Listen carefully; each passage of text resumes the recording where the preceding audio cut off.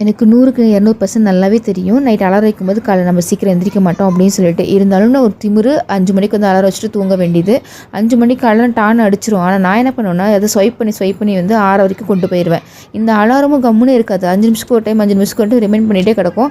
இருந்தாலும் அந்த ரிமைண்டர்ல நான் நல்லா தூங்கி எந்திரிப்பேன். இந்த அலாரம் பத்தாதுன்னு இன்னொரு அலாரம் வேற இருக்கு. எங்க மாமியார் நான் எந்திரிக்கிறதுக்குள்ள ஒரு 3 டைம் வந்து டோர் தட்டி டைம் ஆச்சுன்னு சொல்லிட்டே இருப்பாங்க. நானும் வர சொல்லிட்டு ஏமாத்தி நல்லா தூங்கிருவேன். 6க்கு தான் எந்திரிப்பேன். இது டெய்லி ரொட்டீன் நடந்தாலும் நான் அலாரம் வைக்கிறது வந்து விட மாட்டேன். ஏன்னா நைட்டு தூங்கும்போது நினைப்பேன், நான் காலைல எந்திரிச்சு நல்லா பொறுமையாக சாப்பிட்டுட்டு நல்லா வயிறு நப்ப சாப்பிட்டுட்டு போகணும்னு நினைப்பேன். அதுக்காகவே அலாரம் வைப்பேன். நான் எந்திரிக்கவே மாட்டேன். ஏன்னா தூக்கம் வந்து ரொம்ப முக்கியமாக போயிடுது காலைல எந்திரிக்கும் போது.